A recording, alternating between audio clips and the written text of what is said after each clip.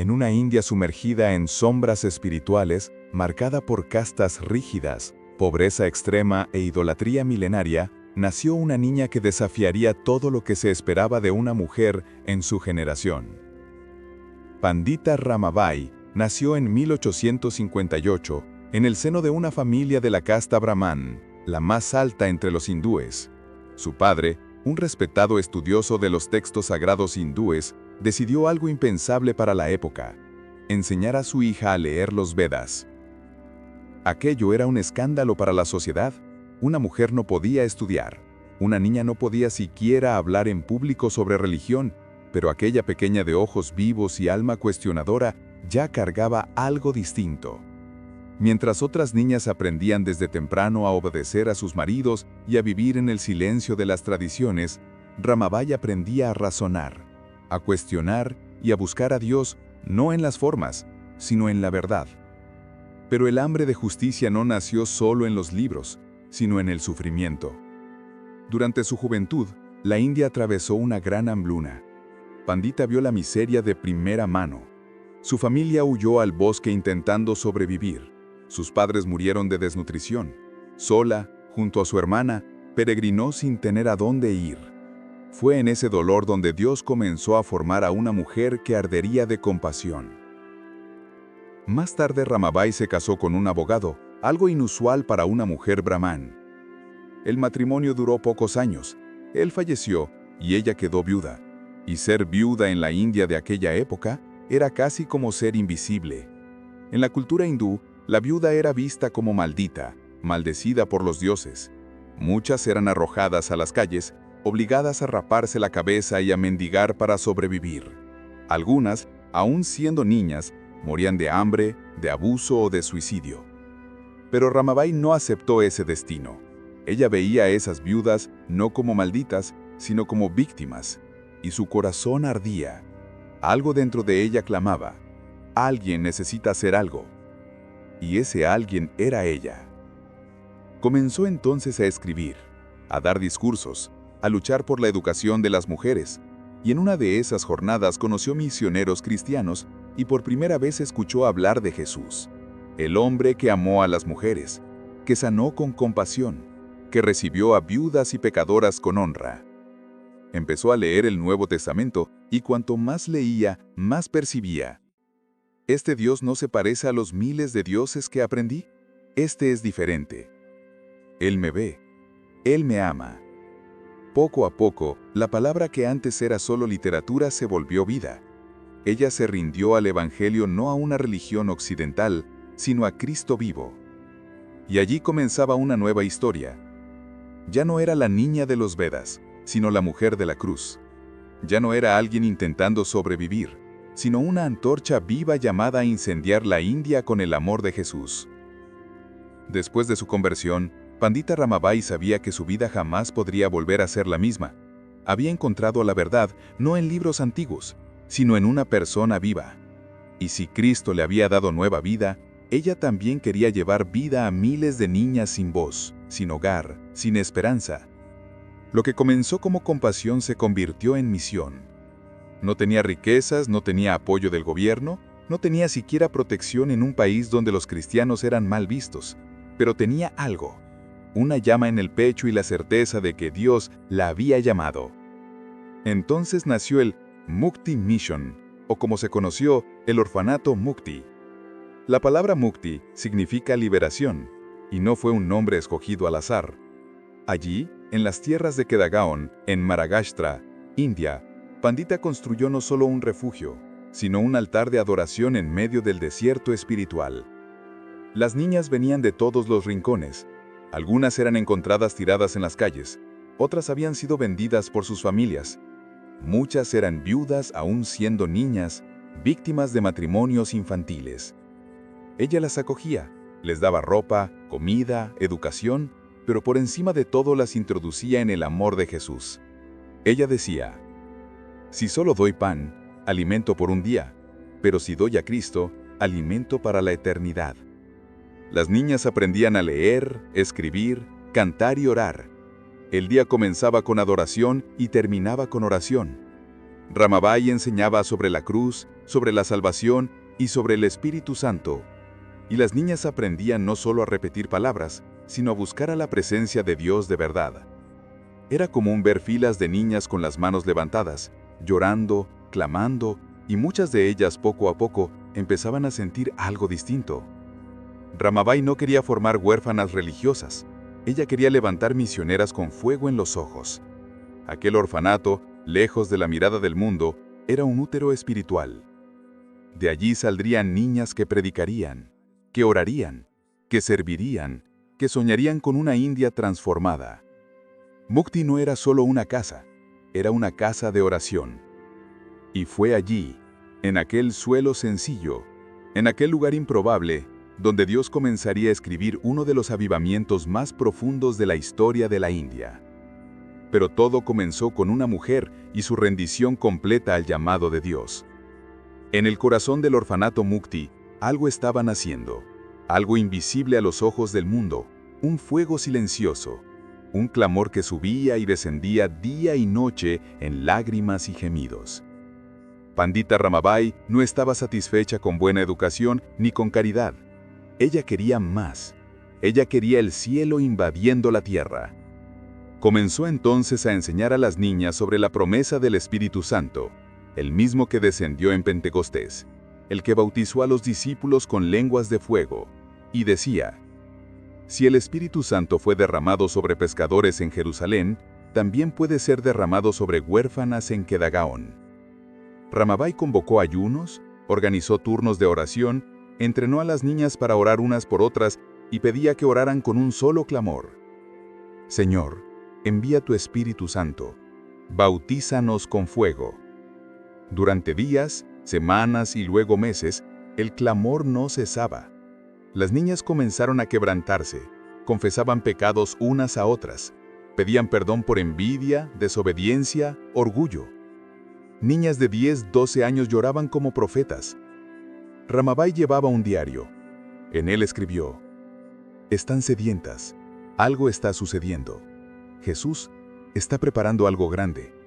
Lo siento. Ella no buscaba manifestaciones, buscaba el Espíritu Santo en su plenitud. Dicen que una noche, mientras las niñas oraban, la presencia de Dios fue tan intensa que nadie podía permanecer de pie. Incluso las trabajadoras del orfanato cayeron de rodillas en silencio y temor. Era como si el mismo cielo respirara más cerca, como si las paredes de Mukti hubieran oído los truenos de Elías. Y entonces, en el silencio del corazón contrito, Dios respondió. Lo que estaba por venir no era emocionalismo ni invención. Era el cumplimiento de una promesa antigua, y aquel pequeño orfanato, tan olvidado por el mundo, se convertiría en uno de los epicentros del avivamiento en la India. Pero por el momento, era solo la oración, el clamor, la rodilla en el suelo, la espera. Y cuando un pueblo espera con fe, Dios jamás deja de responder. Él no se apresura, pero tampoco ignora corazones quebrantados. En el orfanato Mukti, la atmósfera había cambiado. Las oraciones ya no eran solo palabras, sino gemidos profundos, clamor puro, hambre real. Entonces, en junio de 1905, el fuego cayó, no con un anuncio, no con un gran predicador, sino en un cuarto sencillo donde un grupo de niñas oraba juntas. Una de ellas, de apenas 12 años, cayó al suelo con lágrimas en los ojos y comenzó a orar en una lengua que nunca había aprendido. Otra empezó a profesar con voz firme, ojos cerrados y manos levantadas. Otras niñas alrededor comenzaron a llorar intensamente, no por dolor, sino por un arrepentimiento santo, como si vieran su propia alma delante de Dios. El avivamiento había comenzado. No era un evento, sino un bautismo colectivo de gloria. En los días siguientes, decenas de niñas fueron bautizadas con el Espíritu Santo, hablaban en lenguas, tenían visiones, caían en llanto espontáneo. Algunas oraban 6, 7, hasta 8 horas seguidas sin cansarse. Las misioneras que servían allí, muchas venidas de Occidente, escribieron cartas y relatos. Estamos viendo con nuestros propios ojos aquello que leímos en Hechos. Las niñas no están imitando nada, están siendo visitadas. Un grupo de niñas se arrodilló en el campo al aire libre y comenzó a cantar himnos. Otras empezaron a interceder por tribus lejanas de la India, pidiendo a Dios que enviara misioneros. Dicen que durante ese periodo, algunas niñas vieron lenguas de fuego sobre la cabeza de las demás mientras oraban. También se cuenta que una de ellas en oración comenzó a describir detalles de un pueblo que nunca había visto, y más tarde los misioneros confirmaron que se trataba de una etnia específica del noreste indio. Ramabai no permitía exageraciones. Observaba todo con temor y discernía lo que era mero emocionalismo y lo que era realmente el Espíritu de Dios. Ella escribió: «Este avivamiento no es nuestro, es de Él. Somos solo vasos. Que Él haga lo que quiera con nuestras niñas». Las reuniones de oración se volvieron continuas. Las niñas se turnaban día y noche para que el fuego no se apagara. Era como una vigilia viva, un relevo de intercesoras infantiles que tocaban el cielo. Y lo más impresionante es que no hubo publicidad. No había medios, no había Instagram ni cámaras, solo corazones desgarrados delante del Dios que visita a los sencillos. En aquel pequeño lugar, en medio del polvo de la India, Dios sopló el mismo viento que sopló en Jerusalén, porque siempre responde a un pueblo que lo desea más que todo. Cuando el Espíritu Santo desciende con poder, algo cambia profundamente. No solo en el culto, sino en la vida. En el orfanato Mukti, el fuego que comenzó en la oración se esparció como una llama silenciosa. No hubo tumulto, sino transformación. No fue solo una emoción, fue un llamado. Las niñas que antes pedían cariño, ahora preguntaban: «Tía Ramabai, ¿a dónde quiere Jesús enviarme?». Sí, muchas de ellas, aún adolescentes, comenzaron a sentir llamado misionero. Eran huérfanas, rechazadas por la cultura, algunas salvadas de matrimonios forzados, otras de abusos, pero ahora eran vasos de honra, llenas del Espíritu Santo, con la Biblia en la mano y fuego en los ojos. Ramabai no las veía como pobrecitas, las veía como guerreras espirituales. Comenzó a entrenarlas, a darles estudios bíblicos, lecciones de discipulado, enseñanza teológica sencilla, y ellas aprendían rápido, muy rápido. Muchas memorizaban capítulos enteros de la Biblia, otras escribían cánticos espontáneos. Algunas sentían carga de intercesión por aldeas que nunca habían visitado. Dicen que un grupo de niñas se unió para orar durante 3 meses por una tribu hindú del interior.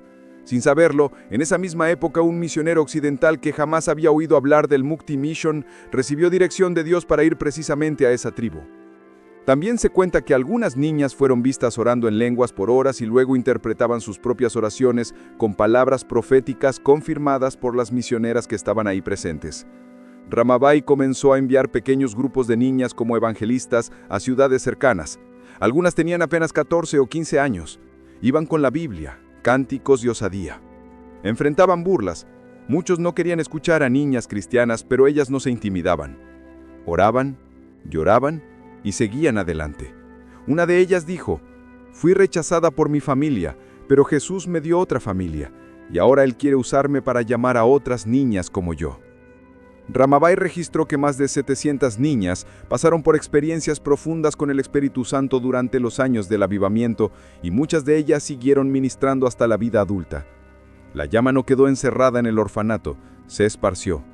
Lo que comenzó con un clamor secreto ahora caminaba por los caminos de la India en sandalias pequeñas, pero con autoridad del cielo.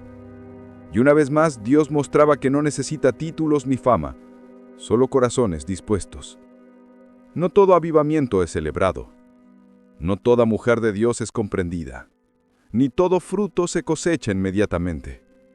Tras el derramamiento del Espíritu en el Mukti Mission, las noticias se propagaron discretamente entre misioneros y obreros de la India y del extranjero.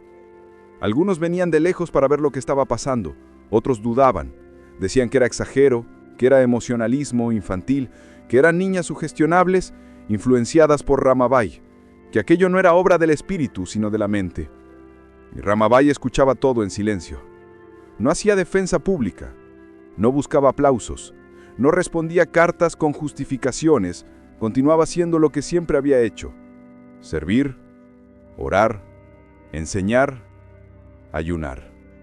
Ella sabía que el avivamiento verdadero no necesita aplauso, necesita raíz. Y mientras muchos discutían doctrina, ella limpiaba heridas. Mientras líderes debatían y escribían críticas, ella recibía más huérfanas. Pero no solo críticas enfrentó. También vinieron tiempos de sequedad espiritual. Aquellas manifestaciones intensas cesaron por un tiempo. El ambiente se volvió más silencioso.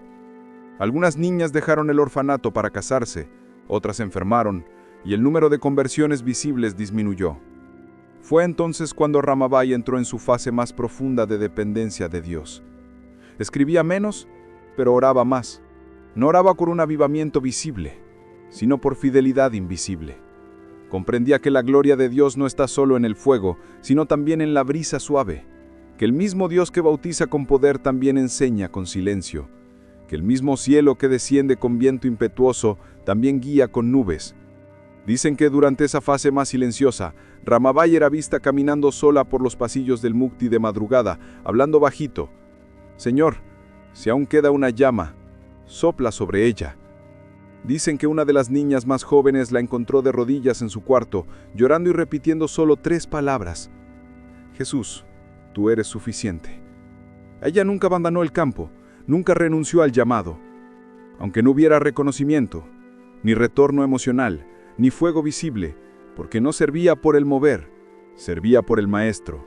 Y en el cielo cada oración silenciosa, cada paso cansado, cada lágrima escondida era contada como incienso. Ramabai atravesó la prueba, no con espectáculo, sino con fe. Y Dios no se olvidó de ella. Los años pasaron. La niña Brahmi se había convertido en una anciana de cabellos grises. Sus pasos, antes firmes y ligeros, ahora eran más lentos, pero sus ojos aún cargaban aquel brillo santo de quien ve más allá de lo natural. Pandita Ramabai ya había pasado por todo: pérdidas, hambre, críticas, rechazos, milagros, avivamiento, discipulado y noches de silencio. No era celebrada en las plazas, no tenía títulos académicos ni púlpitos adornados, pero tenía un memorial delante del trono de Dios. En sus últimos años todavía cuidaba de las niñas, aún oraba con ellas, todavía escribía versos de adoración. Nunca se retiró, porque los profetas verdaderos no se jubilan, solo se vacían por completo. En abril de 1922, Pandita enfermó. Su cuerpo ya no resistía. Algunos dicen que pidió quedarse en su cuarto en silencio por algunos días, no tuvo un velorio famoso, no hubo cortejos de líderes religiosos ni multitudes. Solo algunas niñas, ya ahora mujeres, la rodeaban en oración. Cuentan que en sus últimos días repetía en voz baja: «Jesús es fiel, Jesús lo es todo». También dicen que una de sus hijas espirituales, que estaba a su lado en la madrugada de su partida, la oyó sonreír y susurrar: «Veo luz». Y allí, el 5 de abril de 1922, Pandita Ramabai fue recibida por la gloria. Partió de la tierra, pero el cielo se puso de pie. Aquella de quien nadie esperaba nada, lo entregó todo. Aquella que nació en un sistema que callaba a las mujeres, predicó con su vida más alto que muchos púlpitos jamás pudieron hacerlo. Hoy el orfanato aún existe. La llama continúa. Las oraciones no fueron olvidadas y las semillas que ella sembró todavía florecen en la India y en muchos otros lugares. Porque cuando alguien se entrega completamente a Dios, nunca muere. Solo se vuelve eternamente fructífero.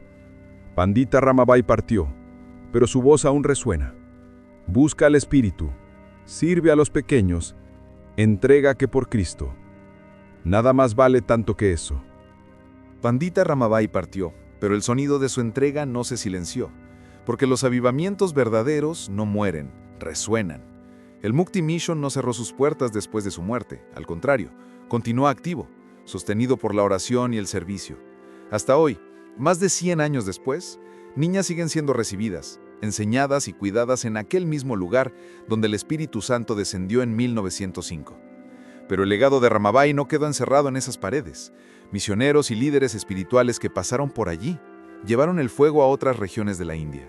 Se abrieron escuelas, surgieron grupos de intercesión inspirados en el Mukti, y muchas de las niñas que crecieron ahí se convirtieron en madres, pastoras, profesoras, misioneras, portadoras de la misma llama que las había marcado de niñas. Algunas fueron a regiones donde el cristianismo era prohibido. Otras comenzaron pequeños grupos en casas donde se reunían para orar y ayunar por el país. Se convirtieron en sembradoras del avivamiento. Y aún fuera de la India, Muchos estudiosos y misioneros reconocieron que lo que Dios hizo en el Mukti fue uno de los moveres más profundos y puros del inicio del siglo XX. Frank Bartman, que registró el avivamiento de la calle Azusa, llegó a mencionar lo que estaba sucediendo en la India como una señal de que el espíritu se estaba moviendo en las naciones. Y muchos, al estudiar los avivamientos que precedieron al pentecostalismo moderno, incluyen Mukti como uno de los pilares espirituales de lo que vendría después, un útero misionero invisible pero decisivo.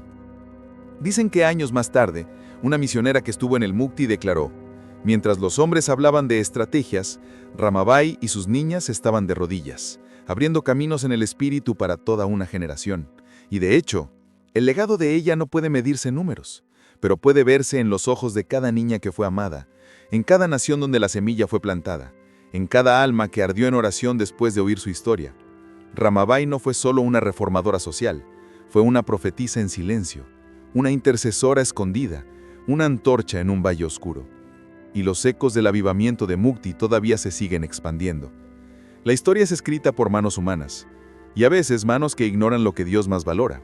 Pandita Ramabai vivió, sirvió, oró, ayunó, lloró, enseñó e incendió a una generación. Pero hoy su nombre casi no es recordado, casi no es predicado, casi no es citado. Cuando hablamos de avivamiento, el mundo cristiano menciona a la calle Azusa, habla de Topeka, del país de Gales, de Jonathan Edwards, de Wesley, pero rara vez se recuerda que antes de que todo eso ganara destaque en Occidente, el cielo ya había descendido en Kedgaon, en la India, en un orfanato entre niñas pobres, con una mujer como líder. Ese tal vez sea el motivo por el cual el nombre de Ramabai fue dejado de lado. Ella era mujer, india, viuda y protestante independiente. No estaba ligada a grandes denominaciones, no buscaba reflectores, no era sistemática, era consagrada. Y tal vez por eso mismo Dios la escogió, porque cuando los hombres olvidan, el cielo no olvida. Dicen que el cielo tiene una biblioteca, y si eso es verdad, hay un libro antiguo, polvoriento para los hombres pero dorado a los ojos de los ángeles, con el nombre de Ramabai, la voz que no necesitó micrófono. Se dice que el Espíritu Santo hizo más en 3 años en el Mukti Mission, con niñas en oración, que muchos congresos con púlpitos llenos y corazones vacíos. Pero la historia no celebró a Ramabai, y el mundo no reconoció su entrega.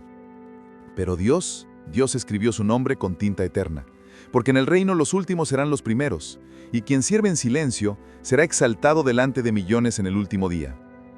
Ella no buscó su gloria, y por eso heredó la gloria del Cordero. Pandita Ramabai partió hace casi un siglo, pero su voz aún resuena en cada rincón donde un corazón arde por Dios, en cada rodilla que se dobla en oración sincera, en cada lágrima que cae en busca del Espíritu. ¿Qué nos dice hoy? Que la entrega total es el precio para ver el cielo descender, que el amor por las almas no puede fingirse, tiene que arder en el pecho, que no importa dónde naciste ni cuál fue tu pasado, Dios puede usarte para cambiar una nación. Ella nos recuerda que el avivamiento no está en grandes eventos ni en estructuras, sino en el altar humilde, en la oración fervorosa, en la rendición sin reservas. Nos llama a levantar huérfanos, a cuidar a los rechazados, a amar a los quebrantados, porque es en ese servicio donde el fuego de Dios toca la tierra. Es en la mirada de un niño sin esperanza donde el cielo comienza a revelarse. Pandita nos desafía a no esperar el momento perfecto, sino a buscar al Espíritu Santo ahora, a orar, a ayunar, a clamar hasta que el fuego descienda, a mantener la llama viva aun cuando todo parezca silencio. Hoy, en este tiempo, la Iglesia necesita más panditas, mujeres y hombres que no teman al sufrimiento, que no se sacudan con la crítica, que no desistan en el camino de la fe. Ella nos recuerda: el Señor no es hombre para que mienta, ni hijo de hombre para que se arrepienta. ¿Acaso no hará conforme prometió? Y la promesa de Dios para quienes lo buscan de todo corazón es esta: el derramamiento del Espíritu Santo. Que podamos escuchar la voz de Pandita Ramabai y que esa voz nos inspire a buscar el fuego, a servir con pasión y a nunca dejar que la esperanza muera. El cielo aún está abierto, el Espíritu aún está disponible y la llama está en nuestras manos.